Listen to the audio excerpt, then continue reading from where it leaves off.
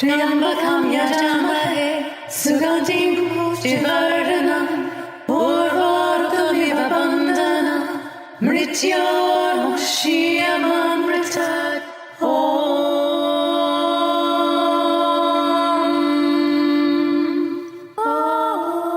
Hi, this is Amalia Eon Karis. Hey everyone, it's Satya, and you're listening to Love, Sex, and the Hidden Agenda.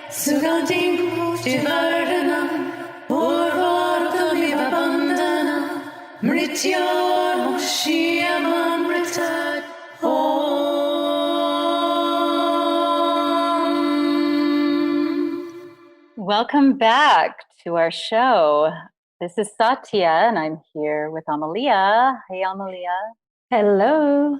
So the other day, when we were speaking offline, and we were talking about sexual imprints. I just love that subject. So I think that's a good place to start today. Okay. What should we jump in about the sexual imprints? Maybe what they are and. Yeah, that sounds good. There's so many places we can go with it.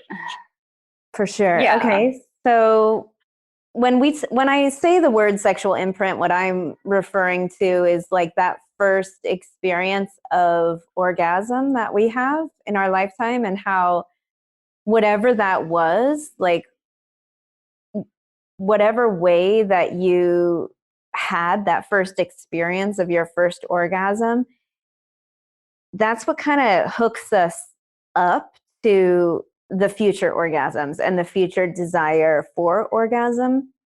And I think it gets overlooked a lot in our adult life, or people don't really often sit and reflect about their very first sexual experience and what a strong impact it has for the rest of our sexual relations moving forward.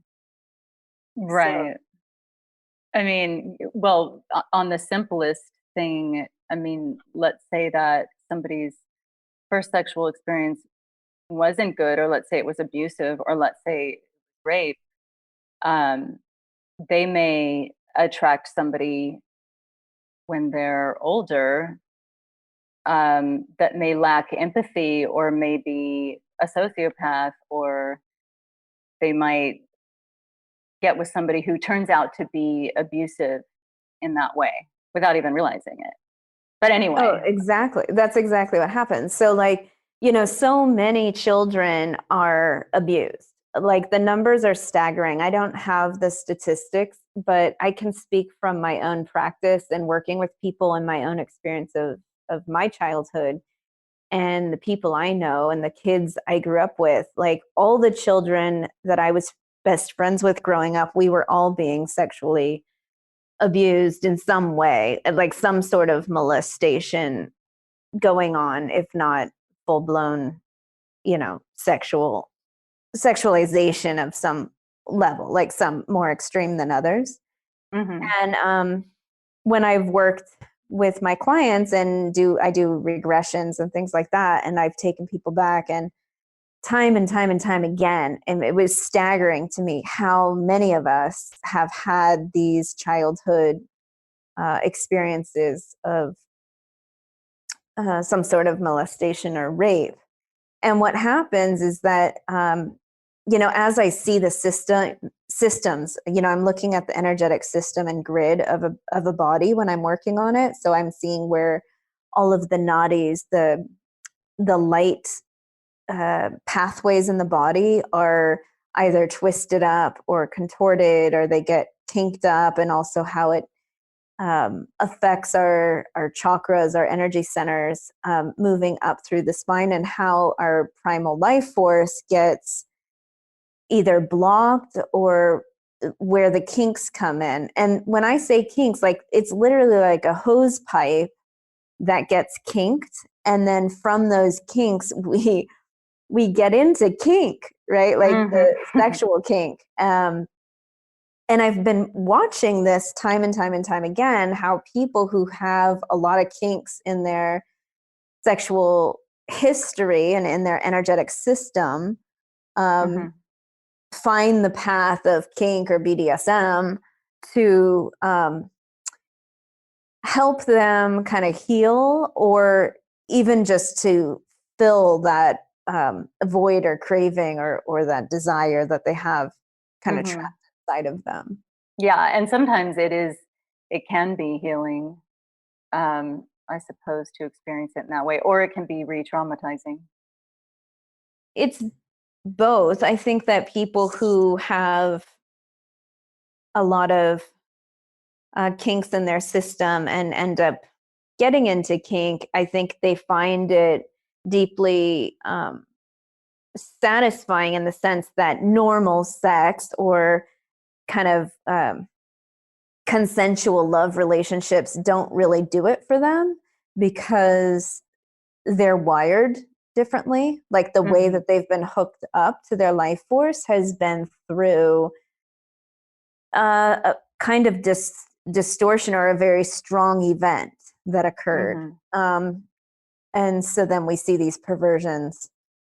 You know, like if I lived in Japan for a number of years, and I was really quite surprised at how perverse the culture is and how accepting of the perversion that the culture is. And I think I've mentioned it before on an earlier podcast, but one of the things that you notice the second you land in Japan is the schoolgirls, right? So there's this massive schoolgirl fetish because they wear uniforms to school, and the high school girls, they will hike their skirts up so they're barely covering their backside. You know, it's just so short.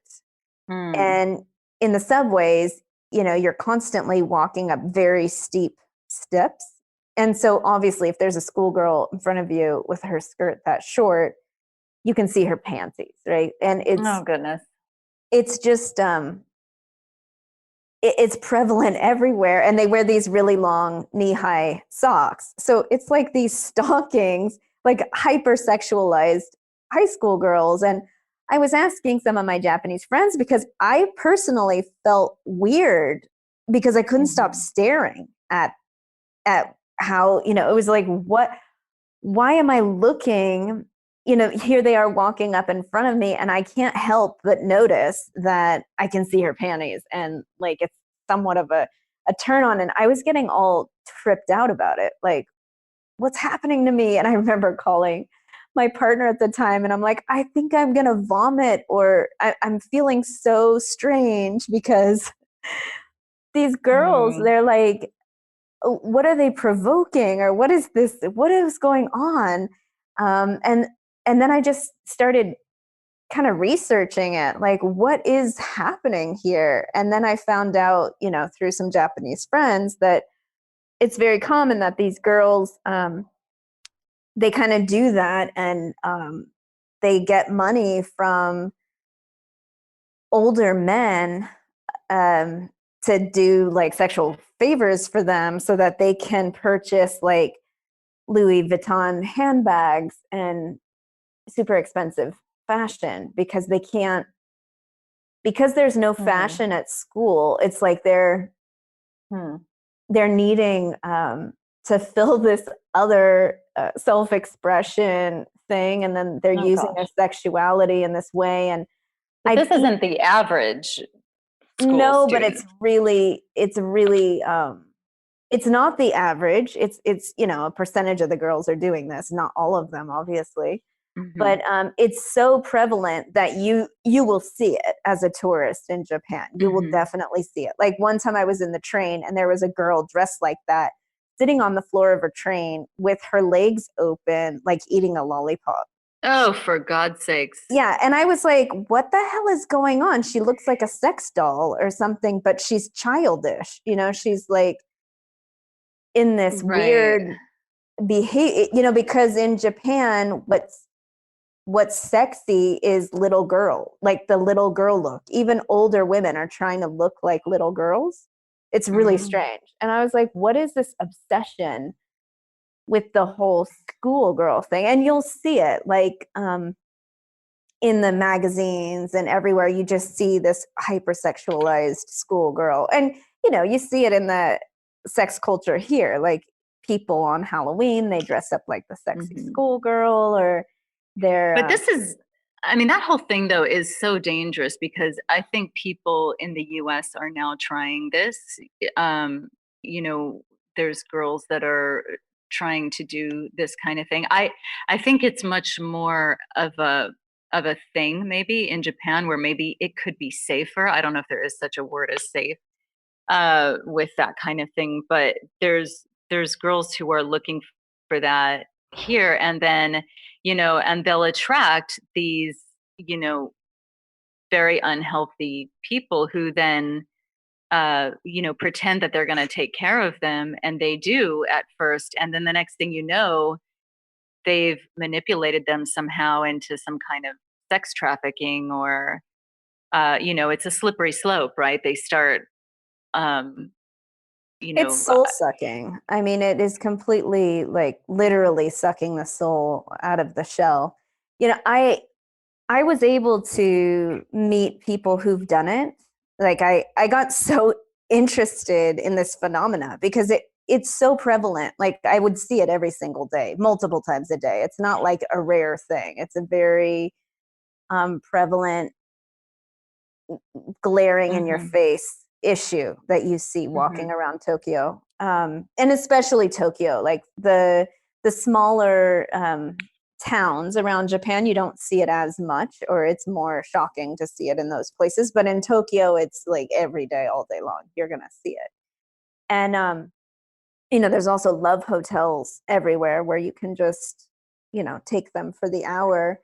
And so I was asking a Japanese girl who did that in high school, why she did it, and what was it about. And she told me she was doing it with her dad's friends. And I was like, did your dad know?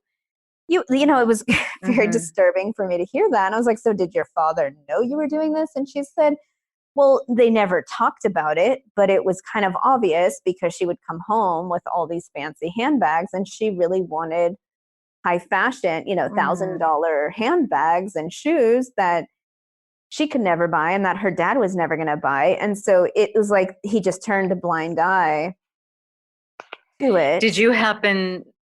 I'm sorry. Did you happen to know what her sexual imprint was by any chance? I mean, because what's the chance of somebody doing that? Well, that's what I was like, what's your relationship like with your father? And what I found was that she needed her dad's attention, and her dad was absent and silent and didn't really speak to her, and kind of ignored her. And what I found was that, and this is my opinion, completely my opinion of analyzing her situation, but I felt that her father is one of these men who does that. And because he didn't want to do it with his own daughter, he just ignored her. So she started doing it with his friends. That would make sense. Yeah, because it's just sort of like a normalized thing that happens, and that they're all sort of seeking daddy's approval. And Right. And I met her when she was in her mid-20s. So that had happened to her when, she was in her teens. Like, she was doing that when she was like 15, 16 years old. Yeah. And yeah, now I mean, she's being ignored. Oh, well, that also makes sense. But like, not saying, but being ignored or dismissed or not given any attention. Like, that's a recipe for just seeking attention at any cost. And, any manipulative man who's going to take advantage of someone who is coming of age and may not even be thinking sexually toward him. But what happens when he starts paying attention to her? Oh, you're so special. Oh, I see that you're interested in this. Oh, you're interested in what do you want to do? You want to be a makeup artist? Oh, here, I'm going to make you some business cards, or here's a bunch of, here's a makeup caboodle, or here's some, or just anything people start paying attention, and then they're going to be starving of attention, and then slowly one thing leads to another, and then the next thing you know. And I mean, and then if we want to add on top of that the possibility that her dad was ignoring her because he was so dysregulated that he was off doing God knows what, then that unconscious energy that seeps into the entire energy field of the family. And so then she would be even, at more risk of acting out that way. Yeah, and she told me that she found out one of her friends was doing that with her dad, and I think that really disturbed her. But what I find, because then her friend was getting more attention from her father than she was, and I think that really kind of tripped her out. And then wait, her friend was having did it sex with her father. with I don't think they had sex, but I think they would give them oral pleasure, and just like in Japan, it's like it's really weird kink. It's like not full blown sex. I mean, I guess it could be, but when they're getting into sex, what I find is then they're in a relationship. Like that's when it's your boyfriend. Mm-hmm. But this is more like tricks. Wow. Interesting. So what I also noticed was that the Japanese don't have the same consciousness around shame that we have here in the West. And I think it's because, at least the girls that I was asking about, I think it's because they don't have the Christian religion basis. Mm-hmm. So because I would say like, wow, you were that young and you didn't have any shame, or like you could just do that and that was acceptable and your family didn't care and they just turned a blind eye and they knew, I was asking all those kind of questions. And right. Then I realized like they don't have the church, at least the girls I was speaking to didn't have the dogma of church. They were Buddhist. Mm-hmm. And more from the like Shinto tradition. So there's no kind of shame around sexual perversions like that. It just kind of was what it was, and people just accepted it as something that happens. And so it's more out in the open.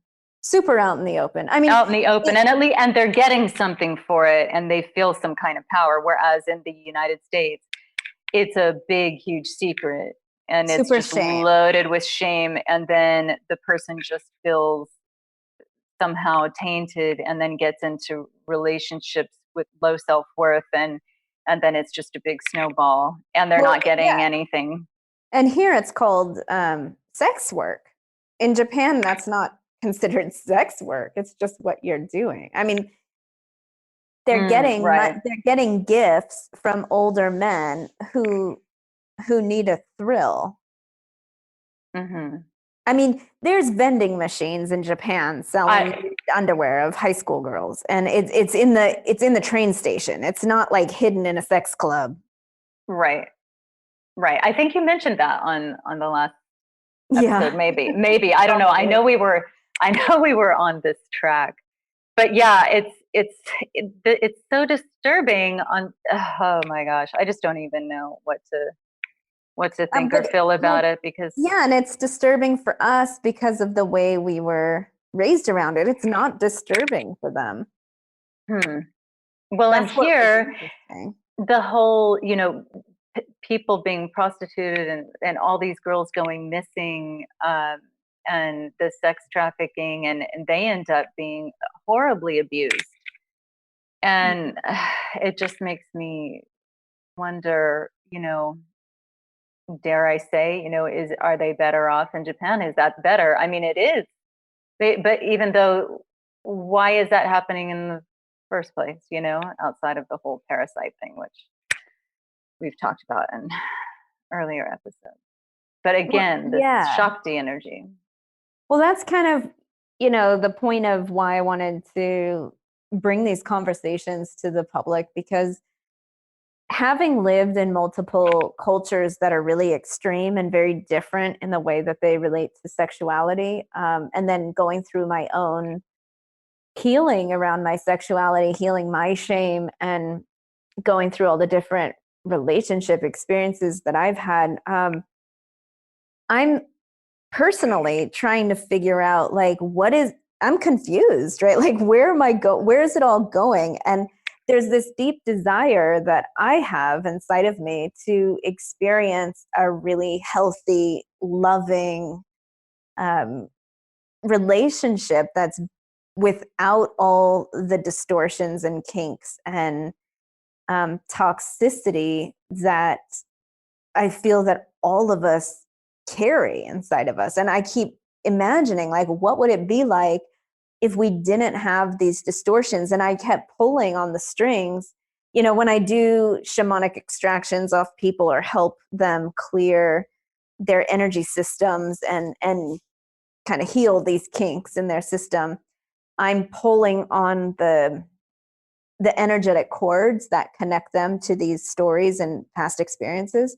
And I keep pulling and pulling and pulling. And then I start getting to that parasite again. Like, oh my God, this is extraterrestrial. Oh my God, this is an agenda to enslave us. Oh my God, this dark entity is trying to control all our life force and keep us separated from our true power. And since our true power, our second chakra and our sacral energy and that creative creatrix life force that we carry is where these codes of our being gods and goddesses is stored.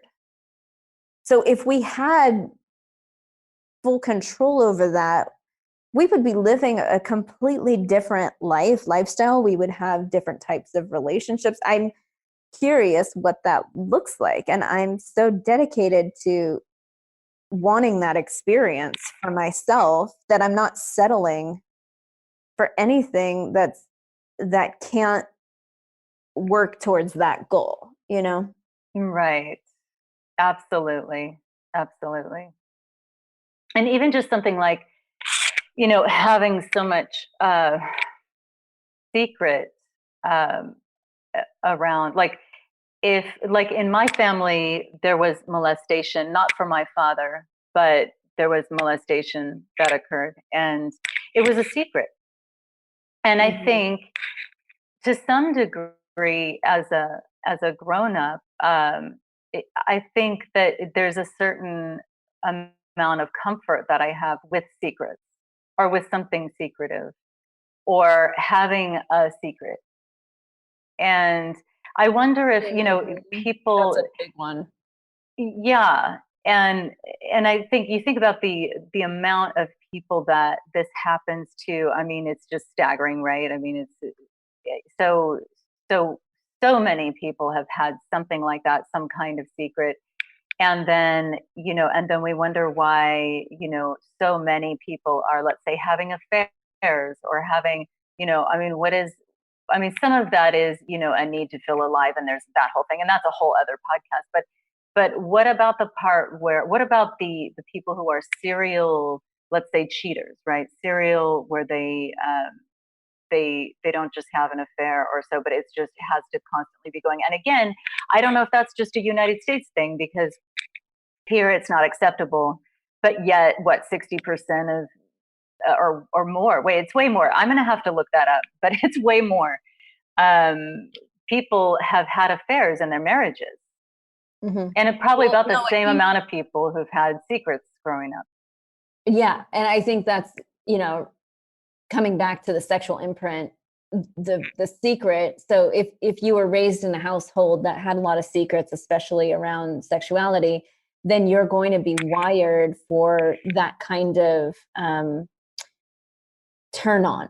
Like you might need a secret in order to be turned on.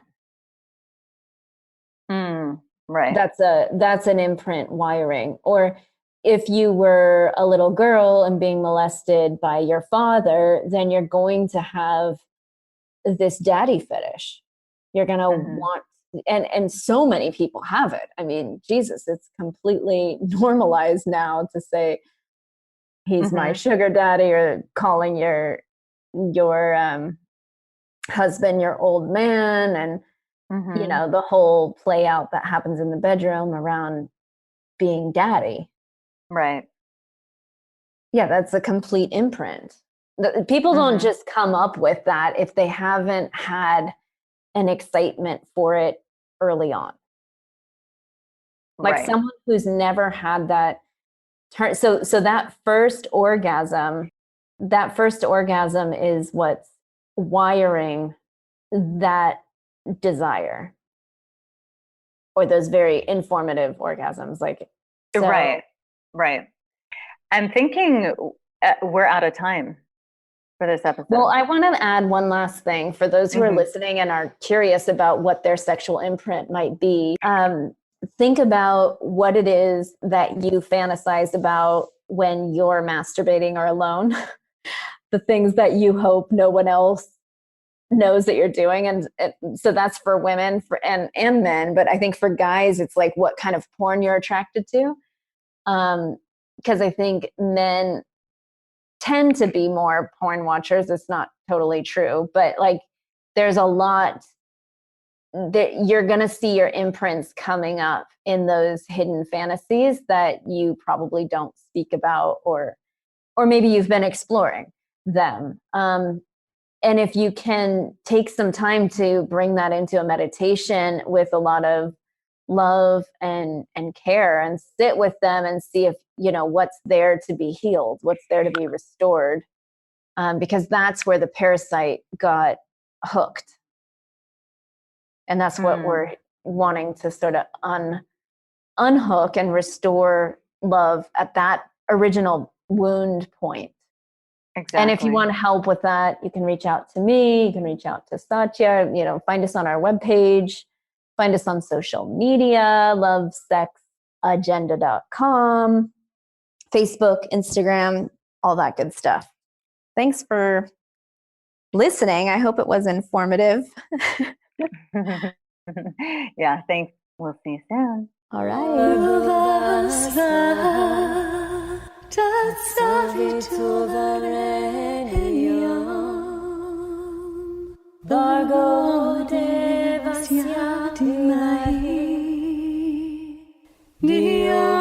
Thanks for hanging out with us. If you'd like to contact us and stay in touch with us, you can find us at lovesexagenda.com. That's lovesexagenda.com. You can also find us on Facebook and Instagram, Love, Sex, and the Hidden Agenda.